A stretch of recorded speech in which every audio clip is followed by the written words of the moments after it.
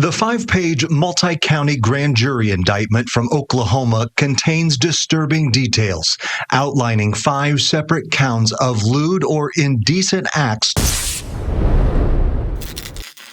Of course, we've heard the news of Robert Morris's indictment, and that is the first thing we want to look at today, kind of go over what's going on and see what we can glean from that and what we can learn and discuss that as we go along. So let's just go ahead and start with this clip, and we'll come back on the other end.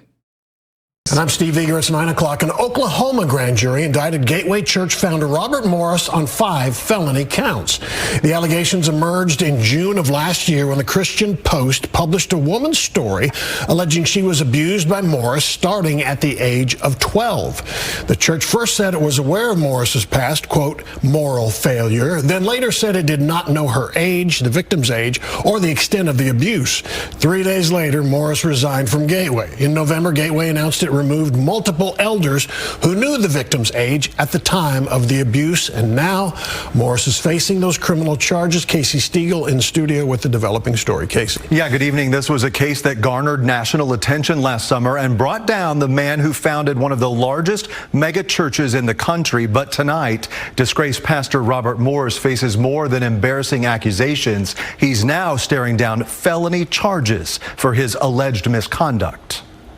The 5-page multi-county grand jury indictment from Oklahoma contains disturbing details, outlining 5 separate counts of lewd or indecent acts to a child, starting on or about Christmas Day, 1982, stating Robert Preston Morris, quote, did intentionally touch or feel with his hand the body or private parts of CC, who was 12 years old at the time. All court documents do not name the victim. The initials, timeline, and details match the allegations made by Cindy Clemishire. Yeah, and they're going to clarify that as this goes along, that it is in fact Cindy Clemishire, and all the statements from the lawyers that are public now indicate that fact as well. But let's keep going. And while Fox 4 does not usually identify victims of alleged sexual abuse, Clemishire went public with her story last June, detailing moments of her childhood in Oklahoma, where she says Robert Morris molested her repeatedly. At the time, Morris was a traveling preacher and would stay at Clemishire's home. Aside from 2 alleged crimes in 1982, the indictment outlines similar instances in January of 1983 and 1985. According to court paperwork, it escalated when his victim was 13 or 14, highlighting incidents between January of 1983 and 1985. When Morris, quote, removed her clothing and rubbed his clothed body against hers while inside a parked car. On Wednesday, an attorney representing Cindy Clemishire released this statement to Fox 4. After almost 43 years, the law has finally caught up with Robert Morris for the horrific crimes he committed against me as a child. Now it is time for the legal system to hold him accountable. My family and I are deeply grateful to the authorities who have worked tirelessly to make this day possible and remain hopeful that justice will ultimately prevail. Last June, Morris stepped down from his position as senior pastor at Gateway Church in Southlake after Clemishire's allegations came to light. Morris is a well-known pastor nationwide, once a spiritual advisor to President Trump. A representative from Gateway had this to say in light of the breaking developments. We are aware of the actions being taken by the legal authorities in Oklahoma and are grateful for the work of the justice system in holding abusers accountable for their actions.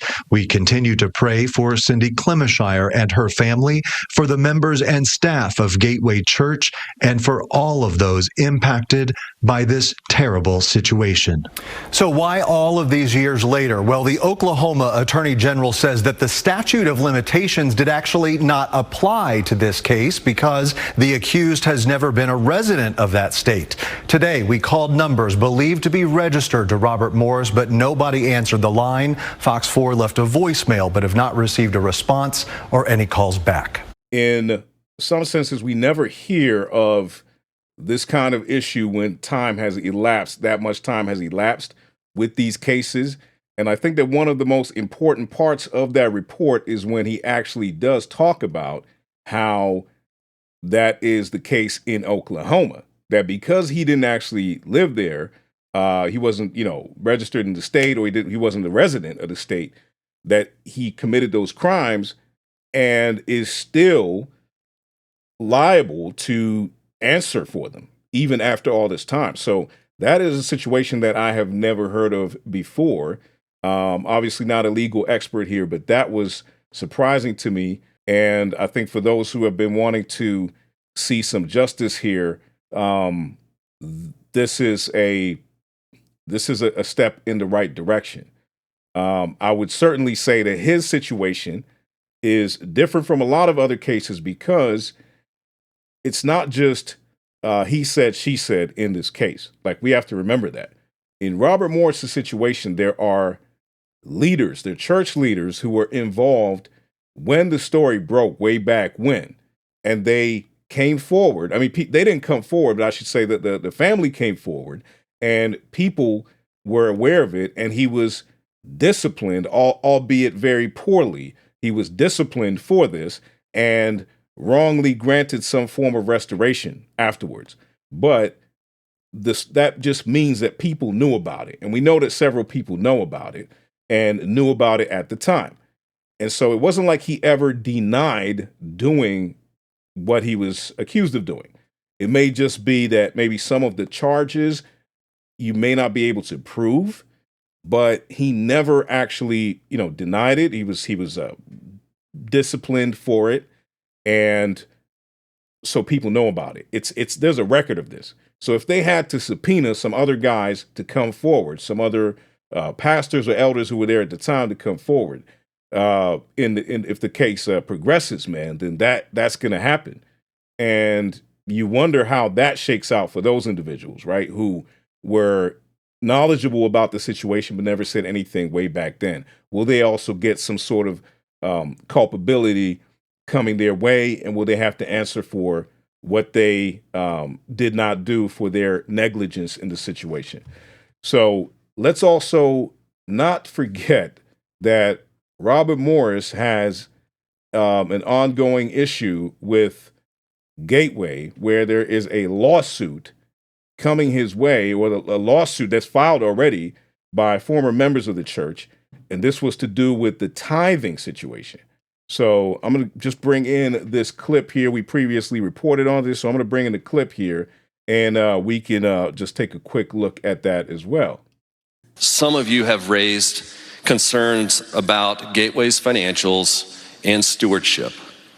Over the weekend, Gateway Church addressed its congregation, saying it's hired a new agency to look into its financial ethics, also claiming the church has audited its records for years. It has had independently audited financial statements since 2005. This all comes on the heels of a new class action lawsuit filed Friday. In the suit, a CPA who worked with Global Ministries claims only around $3 million was given to Global Ministries a year out of its $100 million yearly revenue. However, former lead pastor Robert Morris said 15%, or just around $15 million, would go to Global Ministries. And now we give 15% to missions, and then 15% of that goes to Jewish ministry. Now, hundreds of additional church members who gave donations to the church now want a refund, something Morris repeatedly promised. If you are not fully satisfied at the end of that year, I'll give you your money back. Gateway Church's elder there talking about how there is, like, they're trying to keep it clean. They got a independent group of people to investigate this issue about the money. And, well, listen, man, it seems pretty plain if they're saying that there's a discrepancy of somewhere around $12 million, because they're saying that there was supposed to have been around $15 million that had been given to this ministry for Israel, but only $3 million went there. And because Robert Morris made that statement that, I promise you, if this doesn't go there, you can get your money back, that is a huge problem. So he made that statement, and now people are just basically, making him pay up for what he said. You know, they're holding his feet to the fire, saying, look, you said this, you gave us these guarantees, and now we want our money back. And it says that nearly a year after disgraced Gateway Church pastor Robert Morris permanently resigned in shame and scandal after revelations emerged that he a child for years, yes, y'all know what it is, and then covered it up for decades, he has briefly poked his head up to ask a federal court to dismiss a lawsuit filed against the church over guarantees he made regarding their tithes. So this is what, you know, the lawyer was getting into, that, okay, they're trying to say that there's no way that the church could be accountable for this and what have you. But he did, in fact, try to get this thing stopped, but it doesn't seem like it's going to stop. So this is going on as well. You can check the article in Protestia on that situation. So that is where Robert Morris is at the moment. That's what's going on with him. Let me know your thoughts in the comment section below. I would love to hear from you. Don't forget to like, share, and subscribe. Tell a friend to tell a friend. And if then you have been raised with Christ, seek the things that are above, where Christ is, seated at the right hand of God. Set your minds on things that are above, not on things that are on earth. All right. God bless y'all, and I will see y'all on the next one. Peace.